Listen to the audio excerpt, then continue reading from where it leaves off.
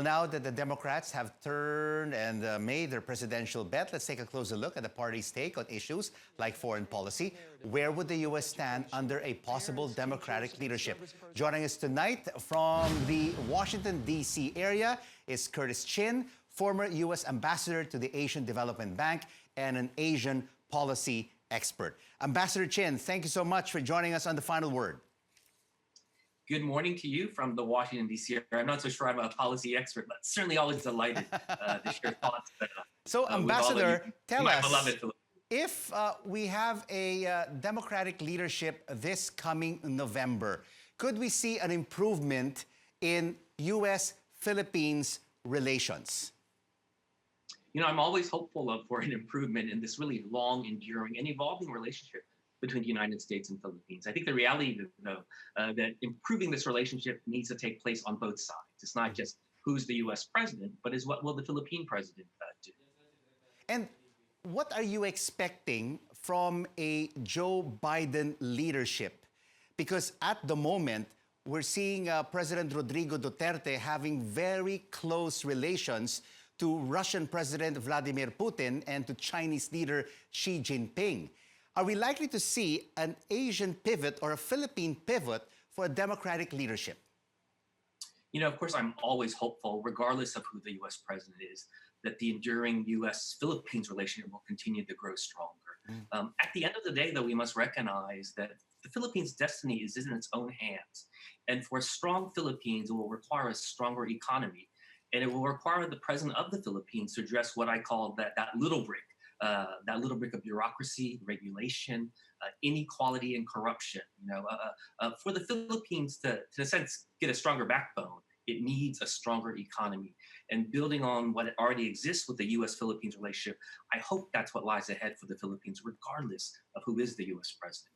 Ambassador Chin, you mentioned a key word there, backbone, because President Duterte, during his recent State of the Nation address, said that the Philippine government is what you call inutil, no backbone in asserting the country's rights in the South China Sea or the West Philippine Sea. Let's listen in to what he had to say.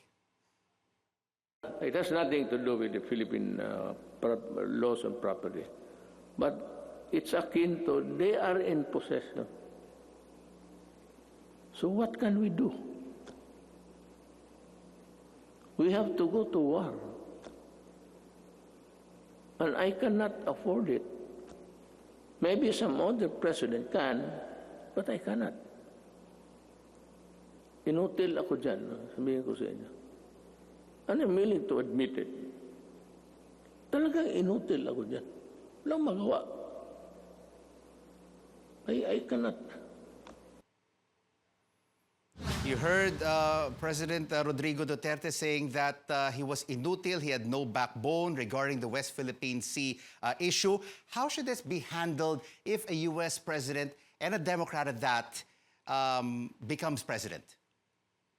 You know, again, I'll let President Duterte speak to whether or not he or his government has backbone. But very clearly, I have faith in the Filipino people. But again, what it will require is for the country to address the challenge of issues like corruption, of runaway bureaucracy and regulation, of inequality.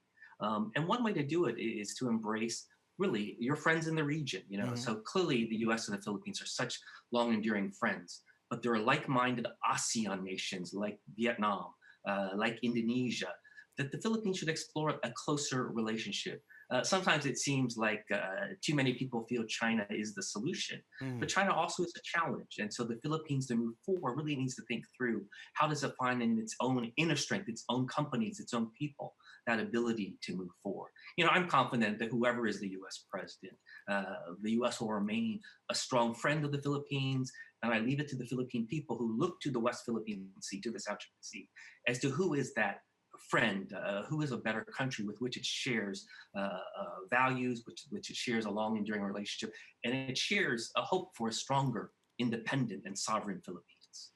But overall, for foreign policy in Asia, are we going to see an Asian pivot, just like what happened during the time of President Barack Obama, when the head of the Foreign Affairs Department at the time was Hillary Clinton.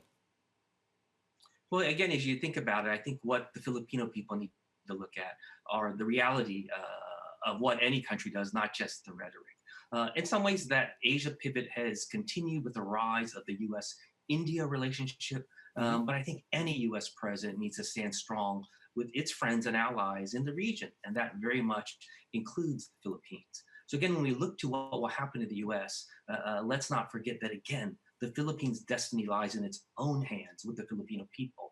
It's not whether or not the U.S. will do this or do that.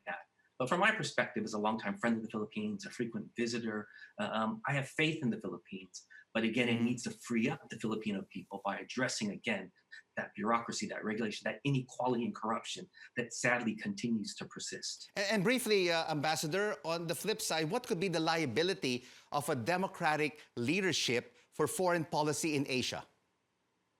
Well, I think, Rika, you've known me long enough that I'm Mr. Positive. That again, look at any administration, a new one or a continuing one, we again need to look at their policies. You know, right now it's really hard to predict given the election year politics. You know, both President Trump and former Vice President Biden seem to be trying to outdo each other with anti-China rhetoric. I think what we need to do is take a step back and figure out a constructive way to move forward. And I'm confident that that will include a strong U.S.-Filipino relationship, whether or not it's a President Biden or a President Trump. And that's what I'm excited about, what the opportunity that lies ahead under either candidate. Thank you so much for your insights, Curtis Chin, former U.S. Ambassador to the Asian Development Bank.